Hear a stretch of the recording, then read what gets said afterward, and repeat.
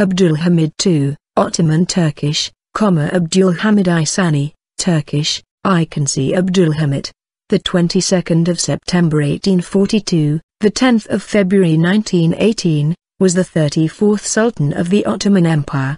He was the last Sultan to exert effective autocratic control over the Ottoman Empire. He oversaw a period of decline in the power and extent of the empire, including widespread pogroms and government massacres against the minorities of the empire, named the Hamidian massacres after him, as well as an assassination attempt, ruling from the 31st of August 1876 until he was deposed shortly after the Young Turk Revolution on the 27th of April 1909.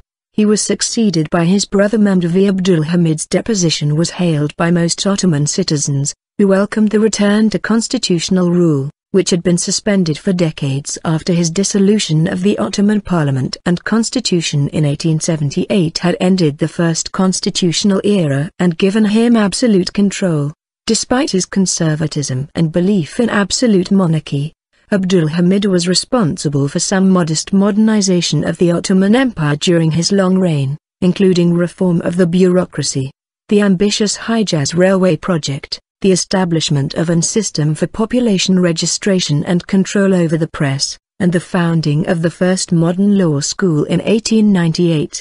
Between 1871 and 1908, the Sublime Porte thus reached a new degree of organizational elaboration and articulation, although Abdülhamid's attraction to absolutism led him to reduce most of his government ministers to secretaries. He became more reclusive toward the end of his reign, his worsening paranoia about perceived threats to his personal power and for his life leading him to shun public appearances. Abdülhamid II was born in Topkapı Palace in Constantinople, modern Turkey, during Ottoman Empire, on September 21, 1842. He was the son of Sultan Abdülhamid and one of his many wives, the Valide Sultan Tiramujgan, the 16th of August 1819, Constantinople, Feraye Palace, the 3rd of October 1852, originally named Virgin. He later also became the adoptive son of another of his father's wives, Valide Sultan Rahian Perestu. He was a skilled carpenter and personally crafted most of his own furniture, which can be seen today at Yıldız Palace and Belgesel Palace in Istanbul. Abdülhamid II was also interested in opera and personally wrote the first ever Turkish translations of many opera classics. He also composed several opera pieces for the Mzkahumayun which he established, and hosted the famous performers of Europe at the Opera House of Yıldız Palace, which was recently restored and featured in the film Harims 1999, of the Turkish-Italian director Furtsun Özpetek, which begins with the scene of Abdülhamid II watching a performance. Unlike many other Ottoman sultans, Abdülhamid II traveled to distant countries. 9 years before he took the throne, he accompanied his uncle Sultan Abdülaziz on his visit to Austria, France and Britain in 1867. Accession to throne. He ascended to the throne following the deposition of his brother Murad on the 31st of August 1876. At his accession, some commentators were impressed by the fact that he rode practically unattended to the Eyüp Sultan Mosque where he was given the sword of Osman. Most people expected Abdülhamid II to have liberal ideas, and some conservatives were inclined to regard him with suspicion as a dangerous reformer. He did not plan and express any goal in his accession speech, however he worked with the young Ottomans to realize some form of constitutional arrangements. This new form in its theoretical space could help to realize a liberal transition with Islamic arguments, which could balance the Tanzimat's imitation of Western norms. The political structure of Western norms did not work with the centuries-old Ottoman political culture, even if the pressure from the Western world was enormous to adapt Western ways of political decision. On the 23rd of December 1876, under the shadow of the 1875 insurrection in Bosnia and Herzegovina, the war with Serbia and Montenegro and the feeling aroused throughout Europe by the cruelty used in stamping out the Bulgarian rebellion, he promulgated the constitution and its parliament. The International Constantinople Conference, which met at Constantinople towards the end of 1876, was surprised by the promulgation of a constitution, but European powers at the conference rejected the constitution as a significant change. They preferred the 1856 constitution, the Hat-Humayun and 1839 Hat-Serif of Gulhane, but questioned whether there was need for a parliament to act as an official voice of the people. In any event, like many other would-be reforms of the Ottoman Empire, change proved to be nearly impossible. Russia continued to mobilize for war. However, everything changed when the British fleet approached the capital from the Sea of Marmara. Early in 1877 the Ottoman Empire went to war with the Russian Empire. Abdulhamid's biggest fear, near dissolution, was realized with the Russian declaration of war on the 24th of April 1877. In that conflict, the Ottoman Empire fought without help from European allies. Russian Chancellor Prince Gorchakov had effectively purchased Austrian neutrality with the Reichsstadt Agreement. The British Empire, though still fearing the Russian threat to British dominance in southern Asia, did not involve itself in the conflict because of public opinion against the Ottomans, following reports of Ottoman brutality in putting down the Bulgarian uprising. The Russian victory was quickly realized. The conflict ended in February 1878. The Treaty of San Stefano, signed at the end of the war, imposed harsh terms. The Ottoman Empire gave independence to Romania, Serbia, and Montenegro. It granted autonomy to Bulgaria, instituted reforms in Bosnia and Herzegovina, and ceded parts of Dobrudza to Romania and parts of Armenia to Russia, which was also paid an enormous indemnity. After the war with Russia, Abdulhamid suspended the constitution in February 1878, and he also dismissed the parliament after its solitary meeting in March 1877. For the next near half-century, the Ottoman Empire was ruled by Abdulhamid from Yıldız Palace. As Russia could dominate the newly independent states, her influence in southeastern Europe was greatly increased by the Treaty of San Stefano. Due to the insistence of the great powers, especially the United Kingdom, the treaty was later revised at the Congress of Berlin so as to reduce the great advantages acquired by Russia. In exchange of these favors, Cyprus was rented to Britain in 1878. There were troubles in Egypt, where a discredited Khedive had to be deposed. Abdulhamid mishandled relations with Urabi Pasha, and as a result Great Britain gained virtual control over Egypt and Sudan by sending its troops in 1882 with the pretext of bringing order to those provinces. Cyprus, Egypt and Sudan remained as Ottoman provinces on paper until 1914, when Britain officially annexed those territories in response to the Ottoman participation in World War I on the side of the Central Powers. There were key problems regarding the Albanian question resulting from the Albanian League of Prizren and with the Greek and Montenegrin frontiers, where the European powers were determined that the decisions of the Berlin Congress should be carried into effect. The union in 1885 of Bulgaria with Eastern Rumelia was another blow. The creation of an independent and powerful Bulgaria was viewed as a serious threat to the Ottoman Empire. For many years Abdulhamid had to deal with Bulgaria in a way that did not antagonize either Russian or German wishes. Crete was granted extended privileges,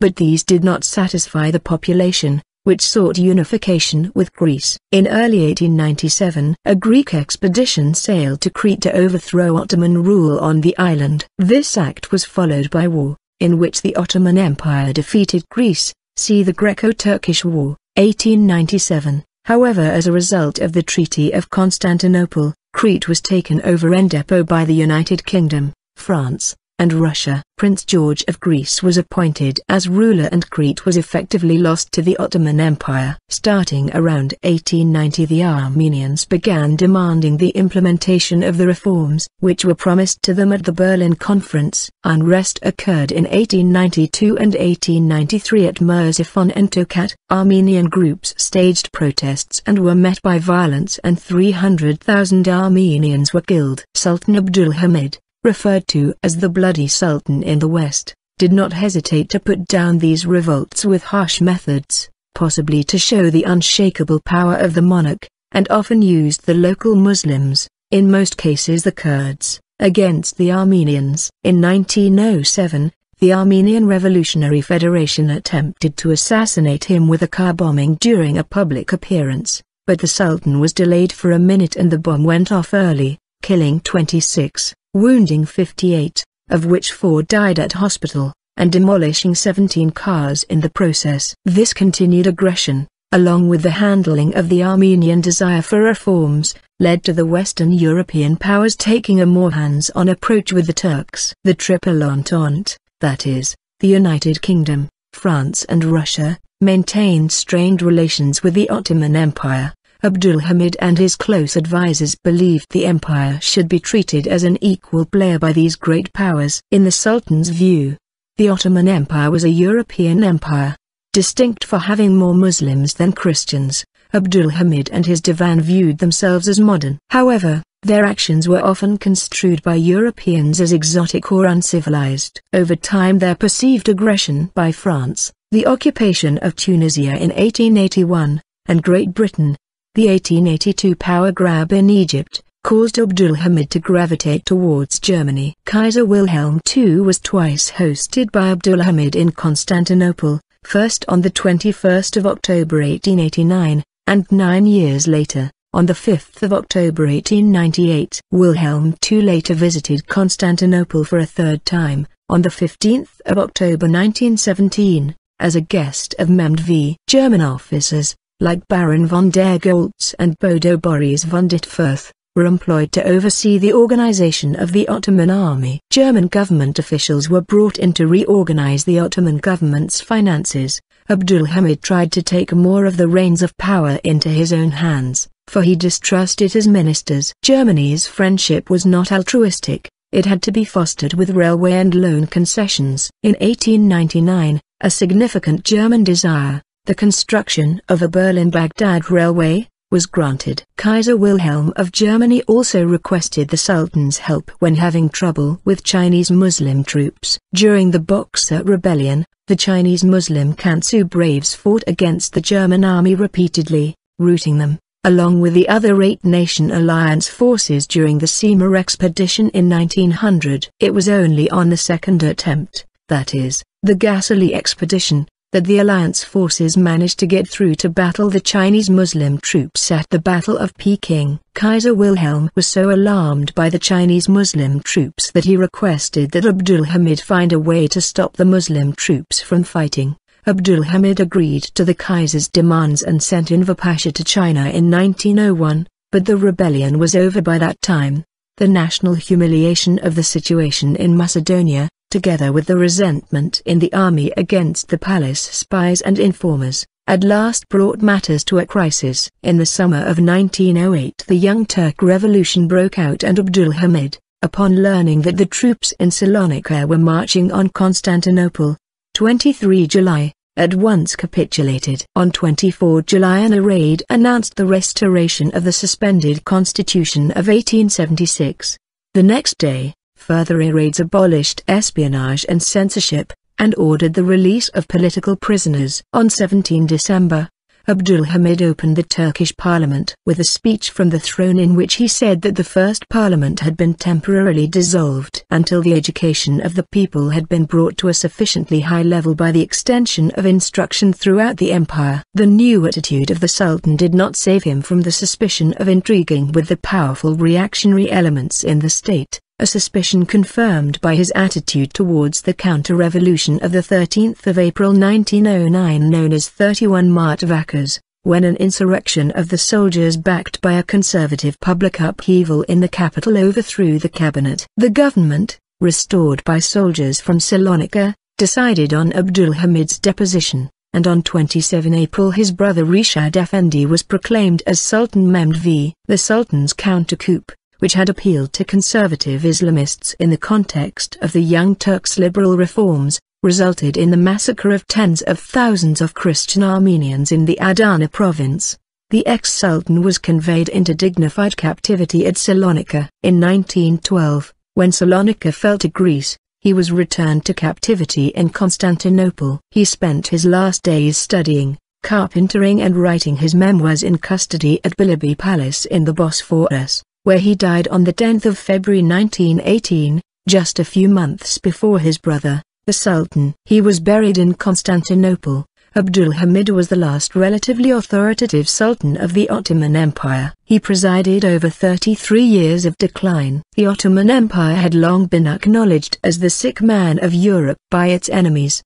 The British, French and most European countries excluding Germany, Bulgaria and Austria-Hungary. Ideology and progress paranoia. Abdulhamid was paranoid about his security. The memory of the deposition of Abdulaziz I was on his mind and convinced him that a constitutional government was not a good idea. Because of this, information was tightly controlled and the press was tightly censored.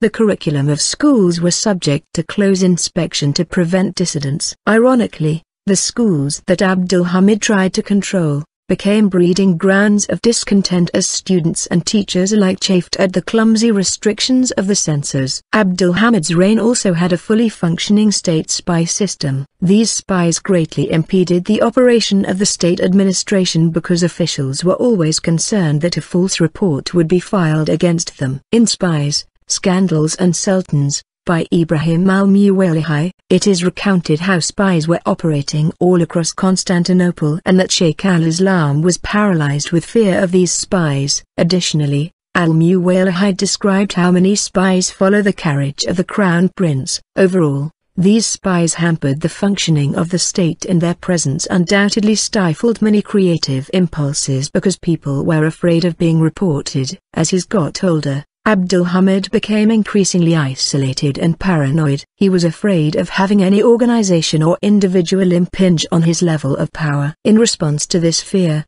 he started to underfund the army and this sparked the Third Army Revolt in 1908. Most people expected Abdulhamid II to have liberal ideas, and some conservatives were inclined to regard him with suspicion as a dangerous reformer. In the event, like many other would-be reformers of the Ottoman Empire, change proved to be nearly impossible.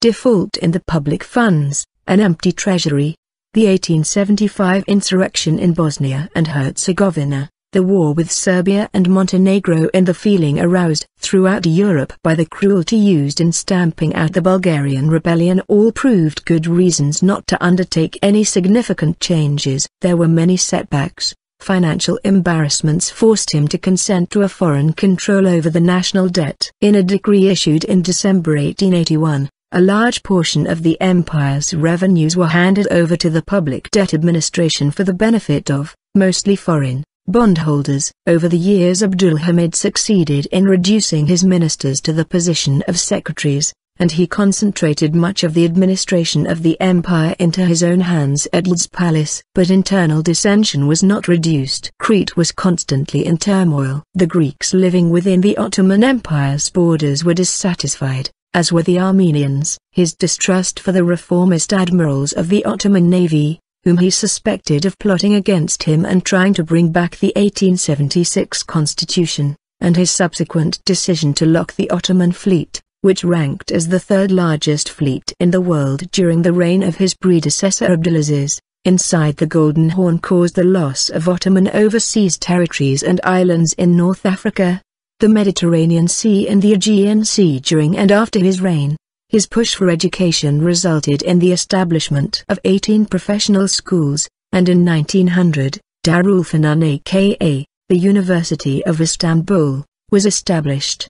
He also created a large system of secondary, primary, and military schools throughout the empire. 51 secondary schools were constructed in a 12-year period, 1882 to 1894. As the goal of the educational reforms in the Hamidian era were to counter foreign influence, these secondary schools utilized European teaching techniques, yet instilled within students a strong sense of Ottoman identity, Islamic morality, and loyalty to the Sultan.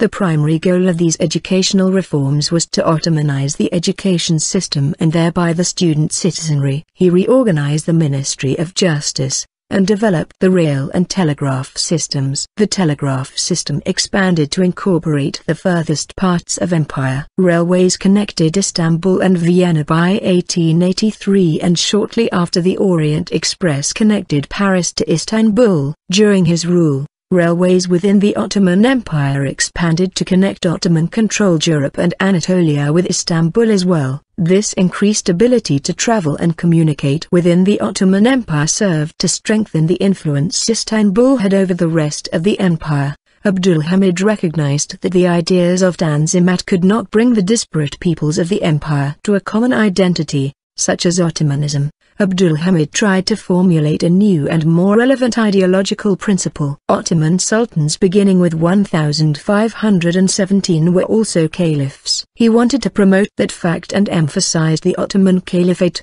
Abdülhamid usually resisted the pressure of the European powers to the last moment, in order to seem to yield only to overwhelming force and to appear as the champion of Islam against aggressive Christendom. Pan-Islamism was encouraged. The privileges of foreigners in the Ottoman Empire, which were often seen as an obstacle to effective government, were curtailed. Along with the strategically important Constantinople-Baghdad Railway, the Constantinople-Medina Railway was also completed, making the trip to Hajj more efficient. Emissaries were sent to distant countries preaching Islam and the Caliph's supremacy. During his rule, Abdülhamid refused Theodor Herzl's offers to pay down a substantial portion of the Ottoman debt, £150 million in gold, in exchange for a charter allowing the Zionists to settle in Palestine. Abdülhamid's appeals to Muslim sentiment were not very effective due to widespread disaffection within his empire. In Mesopotamia and Yemen disturbance was endemic.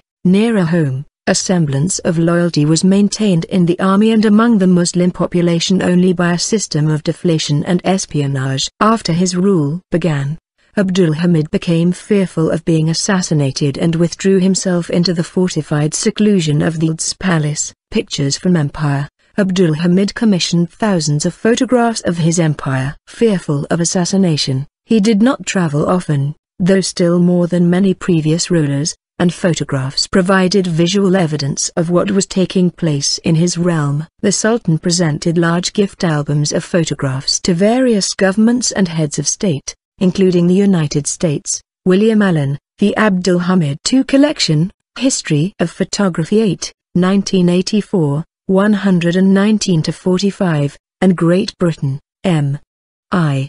Wayland British Library, Sultan Abdülhamid II Early Turkish Photographs in 51 albums from the British Library on microfiche, Zug, Switzerland, IDC, 1987. The American collection is housed in the Library of Congress and has been digitized.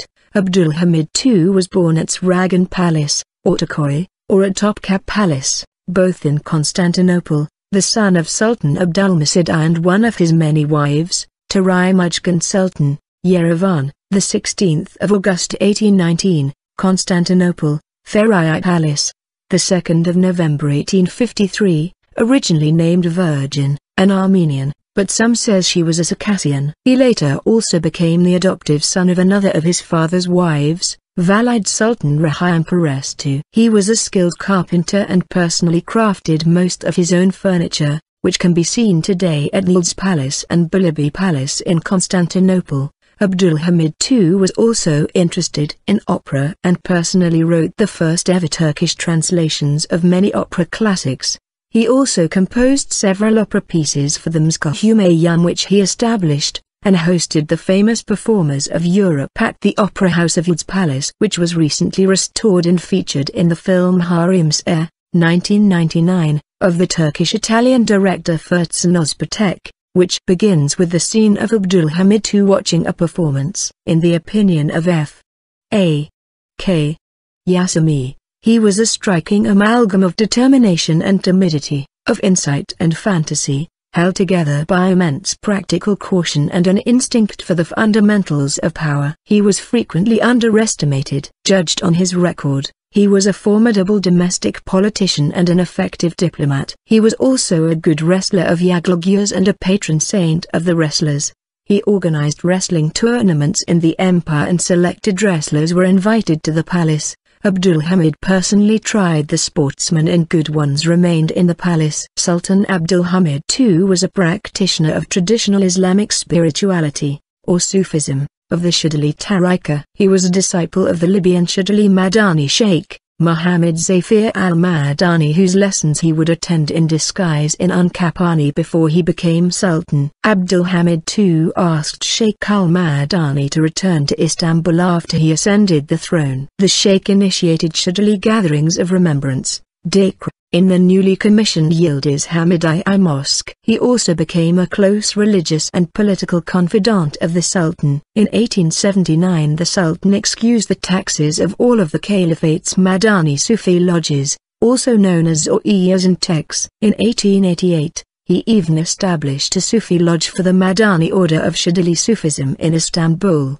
which he commissioned as part of the Ertuğrul Tek Mosque. The relationship of the Sultan and the Sheikh lasted for 30 years until the latter's death in 1903. Abdulhamid was also a poet just like many other Ottoman sultans. One of the Sultan's poems translates thus: "My lord, I know you are the dear one, Al-Aziz. And no one but you are the dear one, you are the one, and nothing else. My God, take my hand in these hard times. My God, be my helper in this critical hour." He was extremely fond of Sherlock Holmes novels. Ottoman Empire.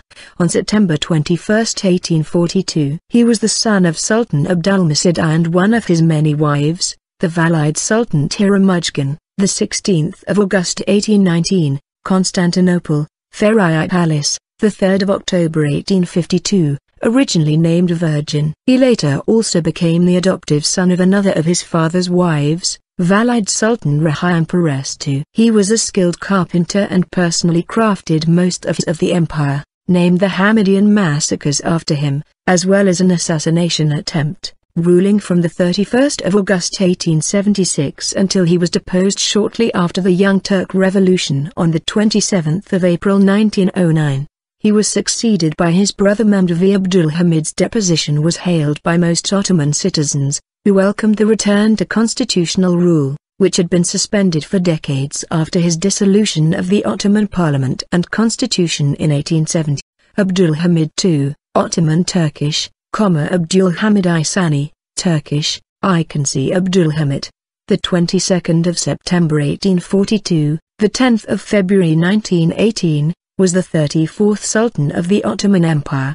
He was the last Sultan to exert effective autocratic control over the Ottoman Empire. He oversaw a period of decline in the power and extent of the empire, including widespread pogroms and government massacres against the minorities. He had ended the first constitutional era and given him absolute control. Despite his conservatism and belief in absolute monarchy, Abdülhamid was responsible for some modest modernization of the Ottoman Empire during his long reign, including reform of the bureaucracy, the ambitious Hijaz railway project, the establishment of a system for population registration and control over the press, and the founding of the first modern law school in 1898.